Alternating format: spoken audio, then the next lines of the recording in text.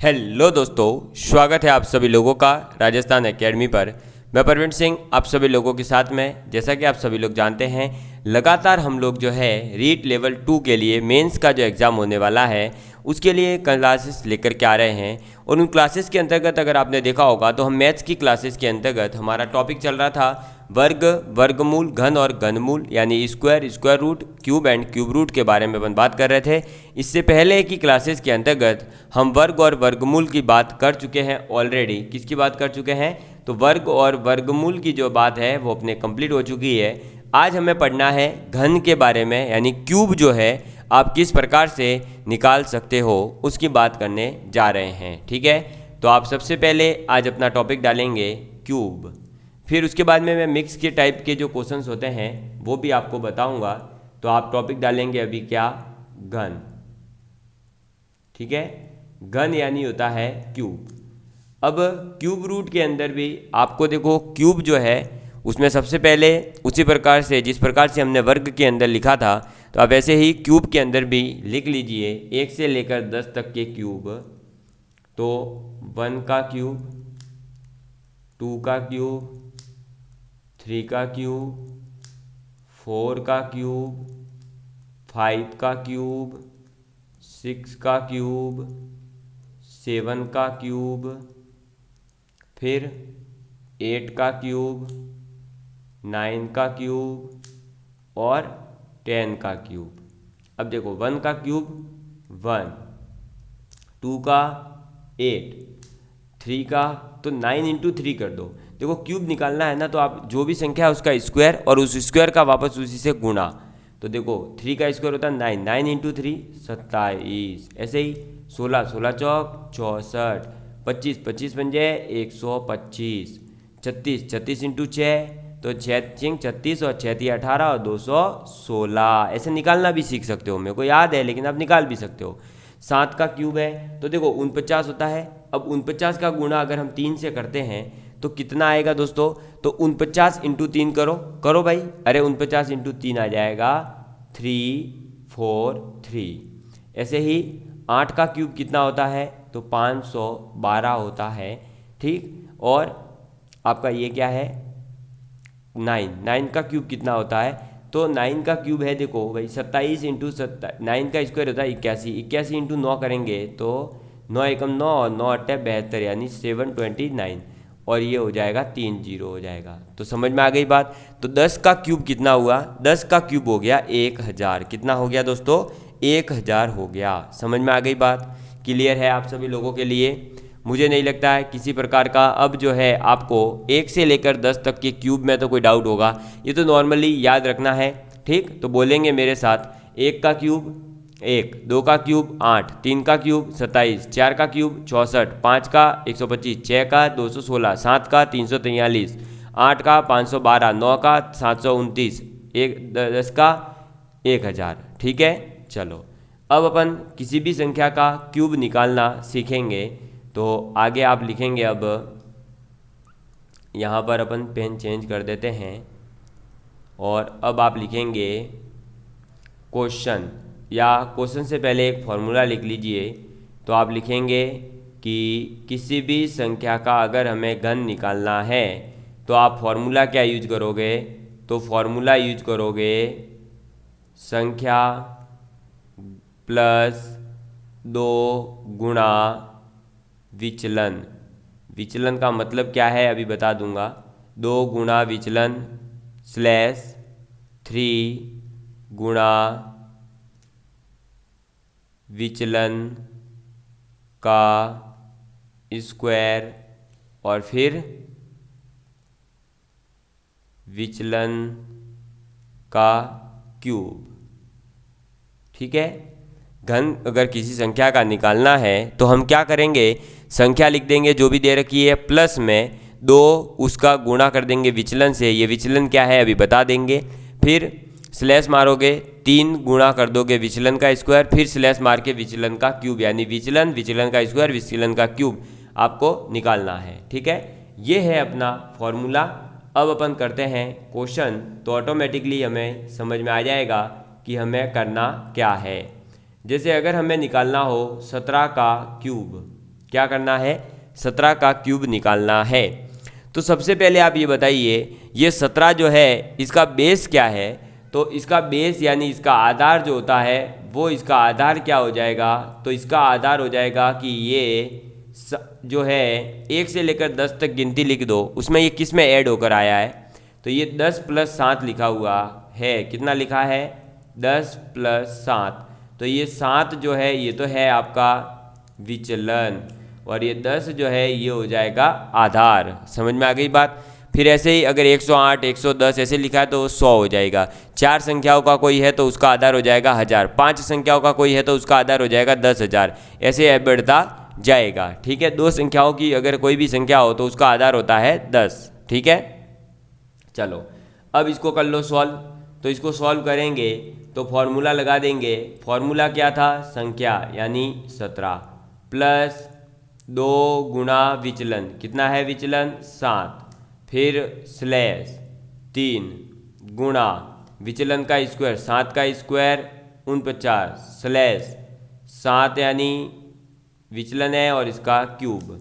अब देखो ये हो जाएगा 17 प्लस 7 दूनी 14 और 3 से करेंगे तो 3 नब्बे 27, हासिल लगी 2, 3 चौक 12 और 2 146, और 7 का क्यूब कितना हो जाएगा 343। ठीक है, ये 17 और 14 जुड़ करके हो जाएगा दोस्तों कितना 31, 147 और 343, ये बन गया। अब इसको अपन वही मेथड से आप इसको ऐड कर दोगे। सबसे पहले पीछे की संख्या लोगे, कौन सी आ जाएगी 3, फिर ये 34 बचा, इस 34 को ले लो आगे, तो 147 और 34 कितना हो जाएगा। तो देखो 147 और 34 कितना भी हो जाए, 7 और 4 11 का, एक ही इधर तो आना है बस, तो ये एक यहाँ लिख दो, बाकी जो 11 आ रहा है तो उसका एक आगे चला जाएगा, यानी ये बन जाएगा कितना 1 और 5 15, 15 और 3 18, फिर ये 18 जो है आगे आ जाएगा, तो 31 और 18 कितना होता है, तो 31 और 18 होता है 49, तो ये कितना आ जाएगा 4913। किसका ये क्यूब है, ये 17 का क्यूब है। समझ में आ गई बात, क्लियर है आप सभी लोगों के लिए। तो आप ऐसे ही जो है अपने घर पे बैठे बैठे अब आराम से 20, 25, 30, 40, 45, 60, 70, 80, 90, 100 तक निकालते रहिए। 99 तक तो जो है इसका आंसर आ जाएगा। ठीक है, बस उससे आगे जैसे ही आप जाओगे तो फिर आपके जो है ये प्रॉब्लम देगा। ठीक है, ये प्रॉब्लम कब देगा तो वो मैं आपको बता देता हूँ। ये प्रॉब्लम तब देगा जब आप 20 से आगे बढ़ जाओगे तब। क्यों, क्योंकि दोस्तों आधार जो है वो 20 तक की संख्या के लिए तो 10 ले लोगे, लेकिन उससे आगे जाओगे तब आधार क्या लोगे, तब आपके थोड़ी सी दिक्कत आएगी।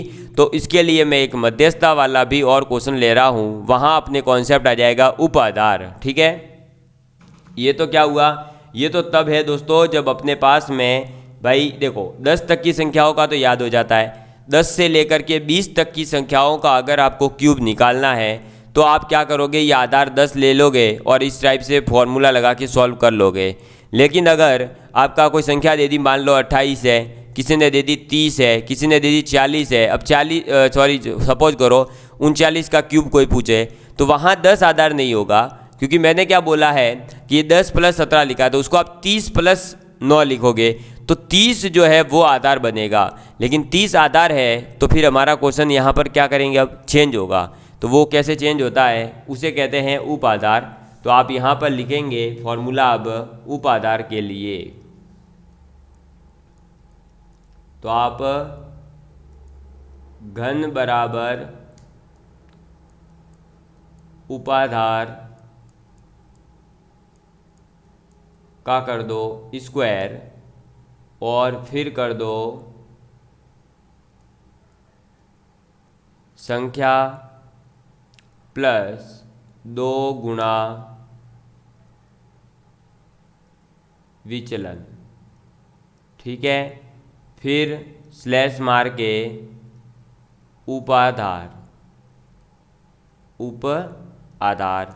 ठीक है, फिर क्या करोगे, उपाधार लिखने के बाद में दोस्तों देखो क्या करना है, उपाधार लिखना है वो उपाधार कैसे निकालते हैं मैं बताऊंगा। उपाधार का स्क्वायर फिर संख्या फिर प्लस 2 गुणा आप क्या कर दोगे जो भी अपना विचलन है फिर स्लैश मार के उपाधार, ठीक है। और इस उपाधार का आप क्या कर दोगे दोस्तों, अब उपाधार का कर दोगे, अच्छा एक सेकेंड, हाँ तो आपका ये आ गया। अब इसमें लिखोगे उपाधार का गुणा करोगे 3 से, 3 का गुणा करोगे विचलन के जो भी विचलन है उसके स्क्वायर से, और फिर स्लैश मार दोगे और लिखोगे विचलन के क्यूब से, ठीक है। अब मैं ये आपको क्वेश्चन के माध्यम से समझा देता हूँ कि उपाधार होता क्या है। जैसे आपसे दोस्तों कोई पूछ ले कि भाई 28 का क्यूब क्या होगा, किसका क्यूब पूछा, सपोज करो 28 का क्यूब आपसे पूछा गया है, तो 28 का क्यूब आप कैसे निकालोगे। तो 28 को सबसे पहले तो आप क्या लिखोगे, 28 को लिखोगे आप 2 गुणा 10 प्लस 8।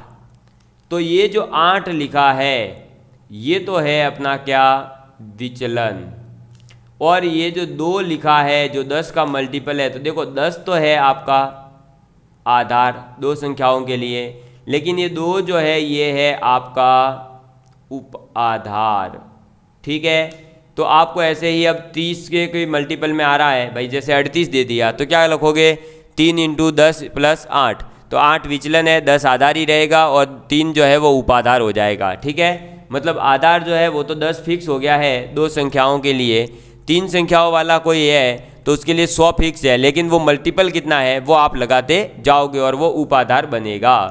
अब ये बन गया, तो 28 का क्यूब लिखना है तो फॉर्मूला लगा दो, देखो उपाधार का स्क्वायर यानी 2 का स्क्वायर फिर गुणा संख्या फिर प्लस 2 गुणा विचलन कितना है 8, फिर स्लैश मार दो उपाधार कितना है तो 2 गुणा 3 गुणा विचलन का स्क्वायर यानी 8 का स्क्वायर जो होता है 64, ठीक है। फिर स्लैश मार दो और विचलन का क्यूब यानी 8 का क्यूब लिखेंगे, ठीक है।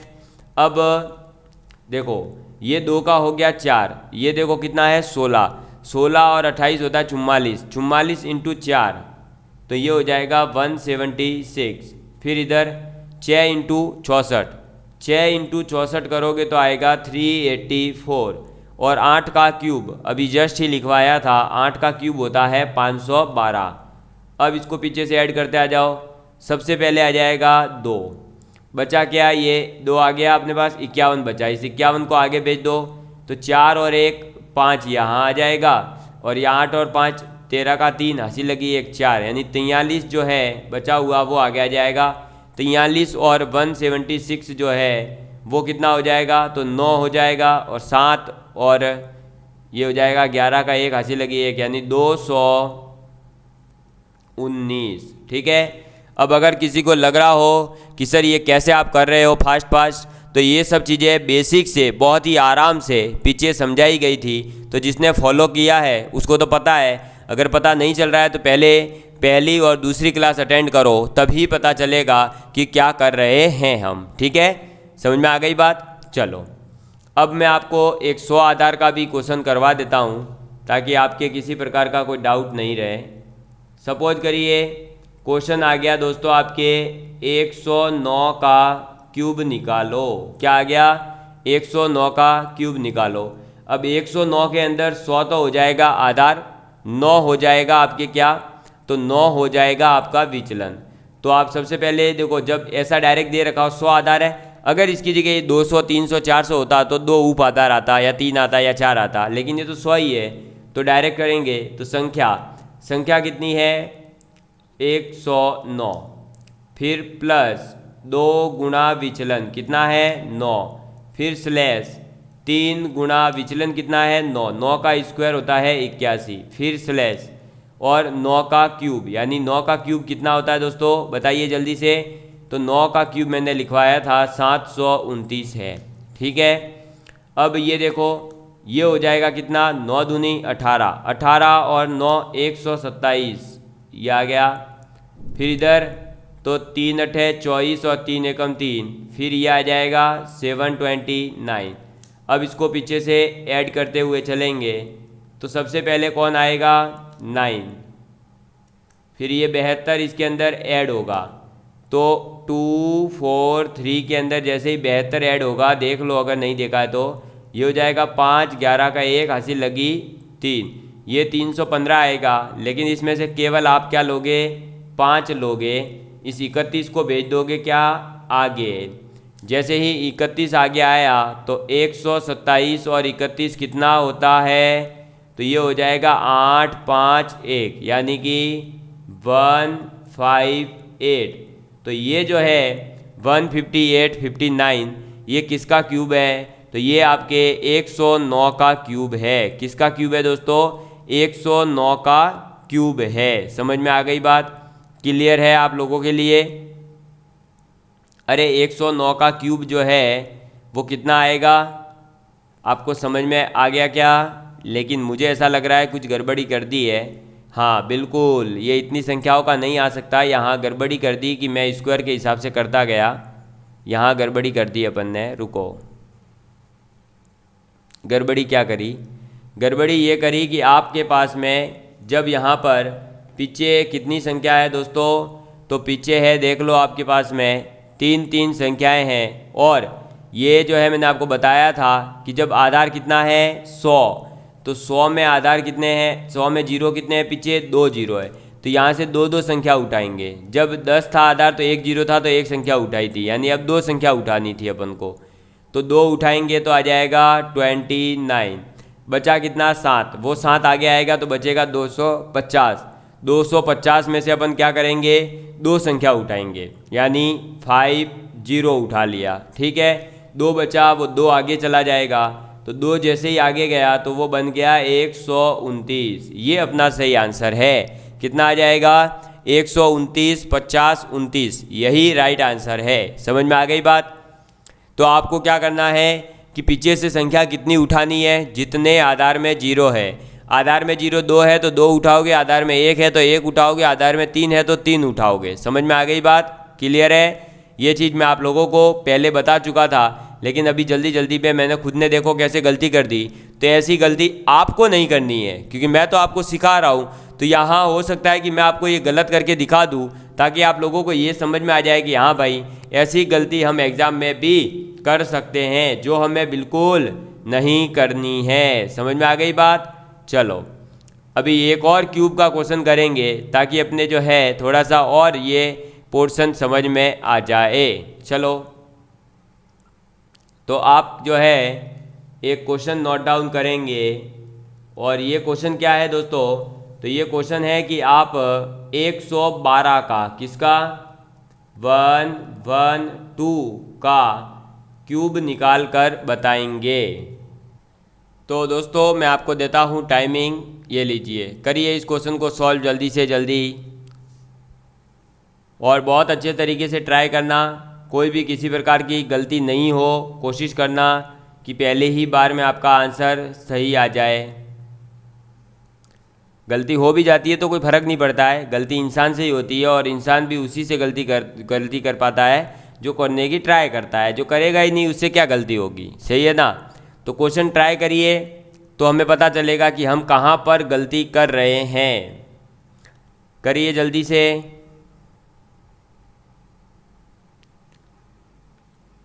करिए दोस्तों, जल्दी जल्दी जल्दी ट्राई मारिए।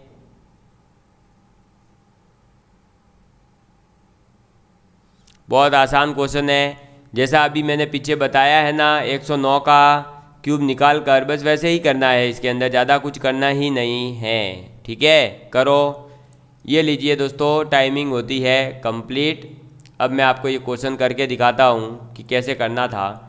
तो देखो भाई, बेस इसके अंदर 100 ही है, और 100 बेस है और 12 इसका विचलन है। यानी पहले लिखेंगे संख्या जो कि है 112, फिर प्लस 2 गुणा करेंगे विचलन जो कि है 12, फिर 3 गुणा विचलन का स्क्वायर यानी 12 का स्क्वायर 144, फिर विचलन यानी 12 का क्यूब।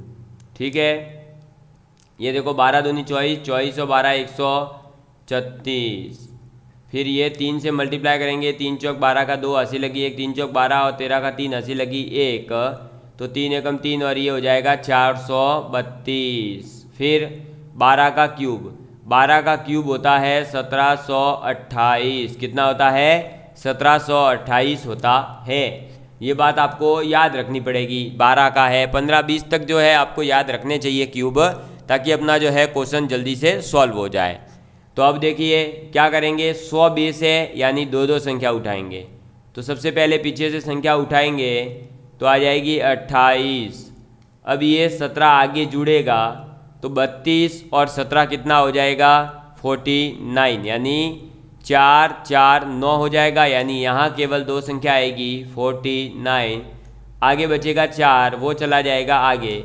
136 और 4 होता है 140। तो कितना आ गया? 140, 49, 28। अपना यही राइट आंसर है। समझ में आ गई बात? क्या आ गया अपने पास में? तो अपने पास में आ गया 140, 49 और 28। यही अपना राइट आंसर है। और इसी प्रकार से ऐसे क्वेश्चंस करने हैं। अब आपको मैंने उपाधार और आधार दोनों प्रकार से क्यूब निकालने का जो फॉर्मूला है वो बता दिया है। आप सभी लोगों को समझ में भी आ चुका होगा। मुझे नहीं लगता है किसी प्रकार की कहीं पर भी कोई दिक्कत आ रही होगी। और अगर आप लोगों को दोस्तों मज़ा आ रहा है तो प्लीज़ वीडियो को लाइक एंड शेयर करना बिल्कुल भी नहीं भूलें, ठीक है। चलिए, तो आज अपन ने क्यूब के बारे में सीख लिया है कि क्यूब्स कैसे निकाले जाते हैं। आपने अगर क्यूब निकालना सीख लिया है तो अब दोस्तों जो है आप वर्ग, वर्गमूल और क्यूब इन तीनों को बहुत अच्छे से तैयार कर लीजिएगा। अपने जो भी मैंने क्वेश्चंस दिए हैं उन क्वेश्चंस की ट्राई करिएगा, ठीक है। पीछे के वीडियोस में मैंने क्वेश्चन दिए हैं आप लोगों ने, लेकिन एक भी क्वेश्चन का अभी तक आंसर नहीं दिया है। तो मैं आपसे रिक्वेस्ट करूँगा कि दोस्तों प्लीज़ आंसर ज़रूर दें और रीड की जो भी क्लासेस आ रही है उन्हें कम्प्लीटली जो है ज्वाइन करें और डेली क्लासेस अटेंड करके डेली उसके नोट्स भी ज़रूर बनाएं, तभी आपको फ़ायदा होगा, अन्यथा इसका कोई ख़ास बेनिफिट नहीं होने वाला है, ठीक है। चलिए दोस्तों, तो अब दोस्तों आज मैं जो है इस क्लास को यहीं समाप्त करूंगा। अगली क्लास के अंदर अपन क्यूब रूट को निकालना सीखेंगे। उसके बाद में अपन जो है इस टॉपिक के जो कंप्लीट एक प्रैक्टिस सेशन लेकर के आएंगे। जैसा हम एलडीसी में चला रहे हैं कि टॉपिक के बाद प्रैक्टिस सेशन, फिर टॉपिक, फिर प्रैक्टिस सेशन, उसके बाद में अपन जो है इसको कंप्लीट कर देंगे, ठीक है। तो अपने इसी के साथ में फिर 2 टॉपिक भी कंप्लीट होने वाले हैं। तो आप लोगों से रिक्वेस्ट है कि दोनों टॉपिक को कंप्लीट कर लें, नोट्स बना लें और अपनी कॉपी के अंदर हर एक क्वेश्चन को सॉल्व भी ज़रूर करें। धन्यवाद।